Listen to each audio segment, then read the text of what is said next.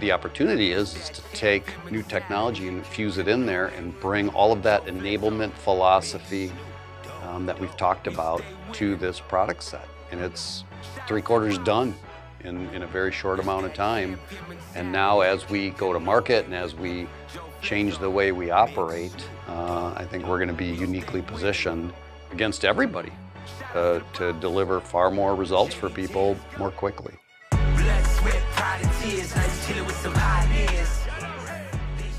All right, so here we are, 35 years working together. You could do anything you want at this stage of your career. Why are you guys at Softeon?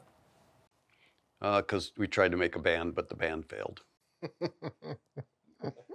No, I think, in all seriousness, what we did years ago was recognize what we think is a unique problem for logistics, for warehousing, and addressed it and helped to change the market and how the market viewed things to a certain extent. It was really limited by, the technology and what we could do at that time. And we're at Softeon because we have the opportunity to do that same thing, but the next generation of it, really to fulfill, I think, what we set out to do a long time ago and got 3/4 of the way there. So, I don't want to take anything away from the first round because it was a unique experience and we've created some incredible things. But again, now coming into Softeon, which is a super unique opportunity because you have a company with this 25 plus years of functionality, the depth, the breadth, the capabilities, the expertise, the engine, the passion. The passion, yeah. All of that. And really what the opportunity is to take new technology and infuse it in there and bring all of that enablement philosophy that we've talked about to this product set. And it's, 3/4 done in a very short amount of time.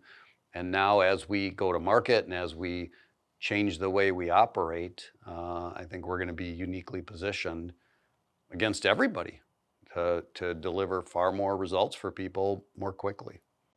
Yeah, for me, I'd been doing implementations really since, 2003, right?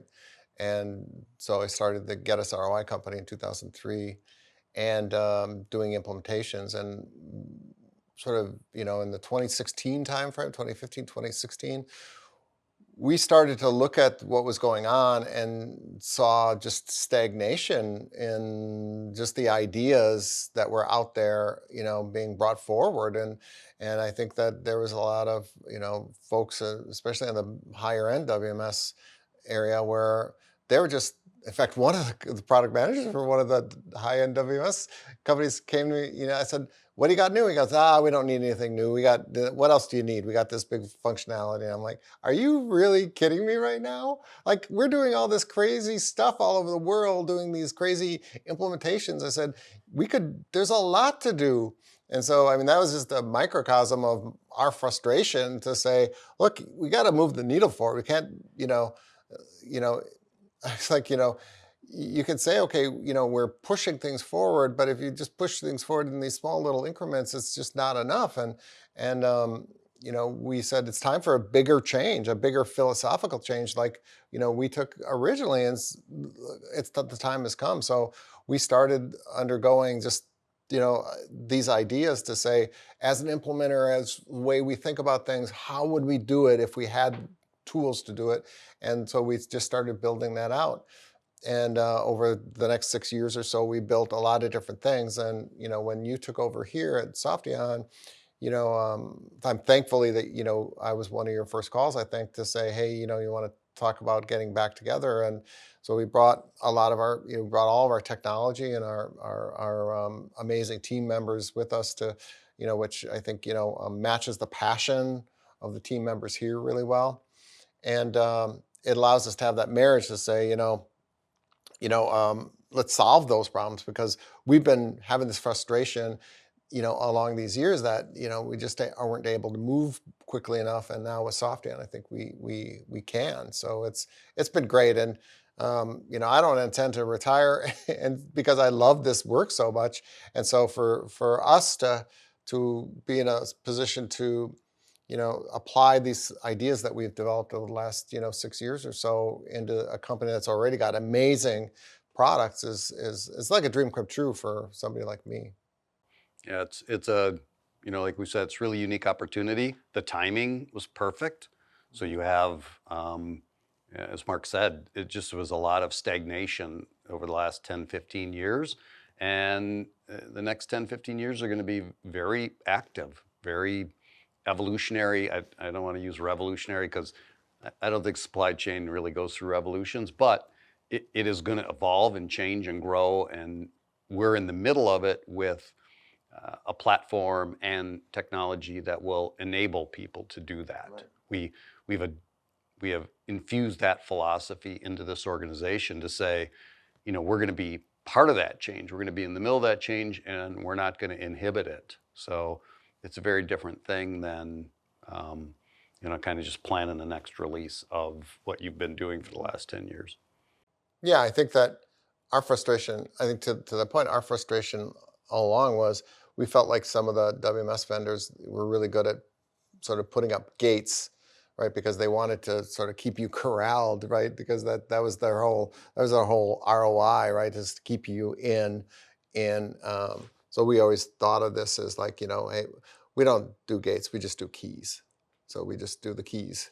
So let's get the keys to better utilization of resources, better scalability, better ergonomics for our team members that are on the floor. Those kinds of things are the important things that I think we're missing. And I think it's funny because we've been talking about our composable platform for years, and then last year everybody comes out and says, "Oh, we're going to do this composable stuff," and I think half the people don't really know what that really means, right? So I think it's been great actually for us to come over and help make this change again with this amazing product set that we have here already at Softeon, and applying this additional technology has been phenomenal. Yeah.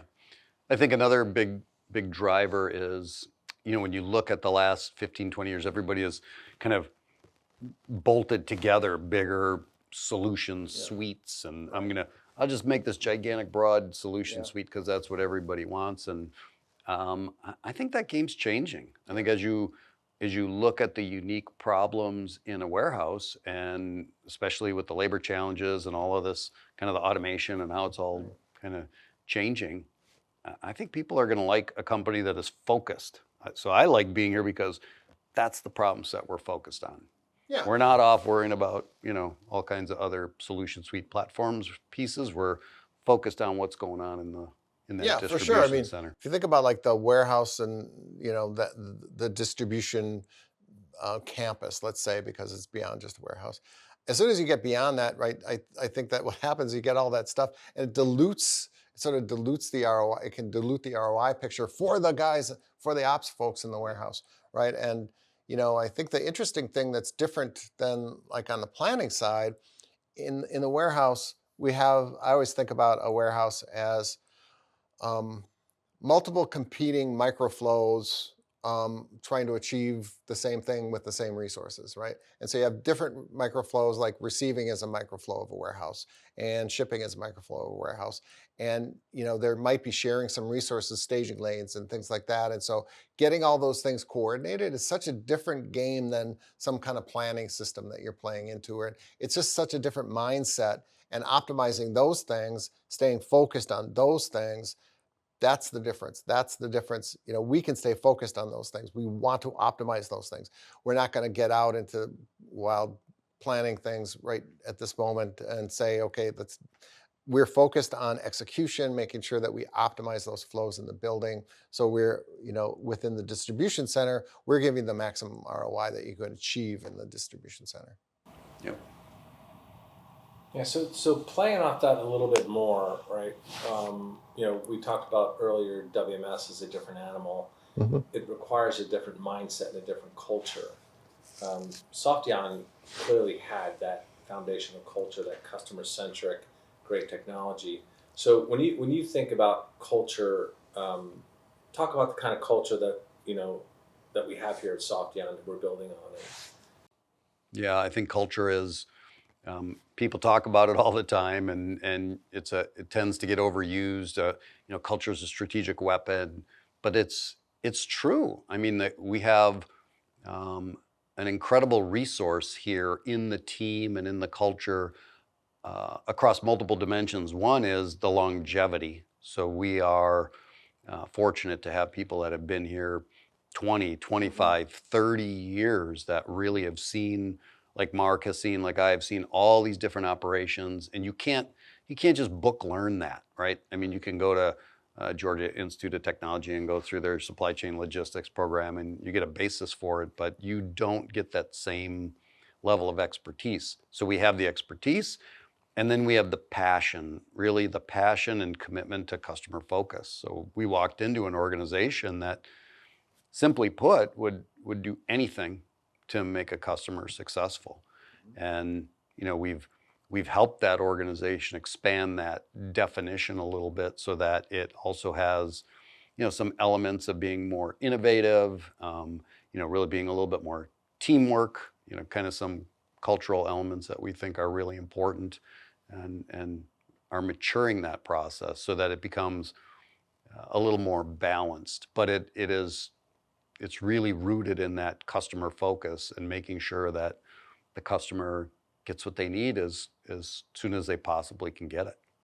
Yeah, I think part of what's different in the WMS space is I always say that, look, we as a WMS implementer, when I was doing implementation, we're not judged on the 10,000 things we got right. We're judged on the one thing that we got wrong, because that one thing that we got wrong might stop a truck from shipping. And I think that what happens is you need to have the passion to get over the goal line, right? And to get that 10,001 thing in there so that we don't have those gaps. And the thing about this organization is it's got that legacy of amazing amount of passion to get those systems in, get them working well, get the happy customers. Because in the end, like I said, the WMS folks, we aren't judged on the 10,000 things that we did right. We're judged on if there's anything that went wrong, the one thing, the two things, the one exception that we didn't handle, those things. And it's that passion and the processes around that, and just the culture of making sure that we're all working together to get those things done that really is important. Yeah, very true. So what do you look for when you look for people, hiring people? Like when you think about talent, how do they fit into this culture? To me, I guess I look for somebody that demonstrates that desire to really create value, right? It's about creating value for customers, embracing the unknown and the problem solving. Because what we do is it's not a cookbook. As much as you try to create a process around it being a cookbook, it's problem solving. It's puzzle solving. Exactly. That's what we love about it. So if you are a person that is really focused on, I want a very defined number of steps to be successful, it's pretty hard. It's pretty hard industry to be in. You have to be a person that can look at situations and do pattern recognition and say, okay, this is what's happening here, and see the clues and triage the problems, and then be part of the solution. And it's hard. None of it's easy. So you have to have people that kind of are relentless. Yeah, relentless is a good word for it. And I think, our teams would always say that, I have some kind of spider sense about problems. And it's something that we've always tried to identify with people, to say, look for the holes. Because, if you're looking at the whole of things, you should be able to start to see the holes. And if you're looking at the whole of things, you should be able to start to see the holes in things. And so that's the key, is to find somebody that can start to see the bigger picture and start to understand where the process fails, or where the gaps are for ROI. And that's a hard thing to develop unless you have folks like our folks that have been around that can help teach it. So I think if you find somebody that's inquisitive and wants to learn new things, having staff like ours that have been around for a while that can share their spider sense with folks about, hey, this thing is not going to work, or I would be haunting around the sortation system looking for little spots where there might be a divert point that I'm not happy with or something. And so if you have mentors like that, not that I'm just the best mentor ever, but we have great people in our organization that have been around and can help share that, as long as you start with that level of being inquisitive and being curious and looking to solve a big, gigantic, puzzle in a facility, of these competing flows and things that, may or may not have holes in them. So it's interesting for sure. It's what keeps me going every day, doing that kind of stuff. And we've been really fortunate to come into Softeon because the culture it's strong. It was a strong culture to walk into. For sure. Yeah. Because creating a culture, and we've done this multiple times in different organizations, it's difficult. It's a long process to create a culture. When you can walk into a strong culture, and then you can codify it. You can identify it and codify it, and you have to make sure that the way you identify it and describe it is really authentic, because it has to resonate with everybody that's here. And then it can be a little aspirational about where you're going. And then you need to really put it into programs, right? Whether it's your one-on-one review systems, your incentive systems, your recognition programs for people, your career development, all of those things have to be rooted in those cultural values. And from me to everybody in the organization, you have to live them every day. And the minute you step out of line and you're not living them, or you let somebody else live in a very contrary fashion to their cultural values, it erodes the culture, immediately. So you have to be really diligent about not letting that happen. Yeah, for sure. It's a bit like integrity, right? It takes years to generate and a second to lose. It does. And so I think that the culture, you're right, the culture is important. And it does start, with the top, and it starts with a commitment to, walk the walk. And so I think that's the truth, because we've both, we've been around organizations enough that, that the culture statement or whatever is the blah, blah, blah, blah, blah, whatever, right? It's, some focus group came up with or whatever. And it doesn't hit you in your gut, right? It doesn't feel like it belongs to you. And so that's the key thing, is like it has to hit you in your gut and say, I can live like that. I can be that person. Because otherwise it's just words, right? And so we talked when we were working on little this. banners up on the wall, it's like that banners. ring hollow. Yeah, have a nice day. I think it has to. We talked about this when we were looking at sort of how to communicate this. Is if it doesn't have an emotional pull to it, right? It's just words, right? Because I think it has to have that. This is what it means to me. This is what it means to our customers, right? Has to be good for, us as team members, us for the team, us for our customers. It has to work for everything. And that's when you know it's it works at multiple levels. That's when it's going to, be a strong pull for our team members. And I think it's been great, because having that, not quite visceral, but that emotional connection, right, to it, that's an important thing. And as soon as somebody doesn't live by that, it's almost an affront upon you, because you've been living that way emotionally, right, pulling yourself along with that. And that's why it's so important that, it has to be ingrained. It has to ingrained in the organization from the top, downward. And it has to be valued at that level, because as soon as somebody gives up on it, it's like a house of cards that can come down.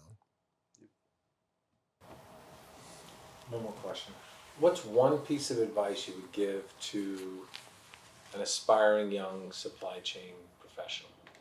Get out. No, just kidding. Get out.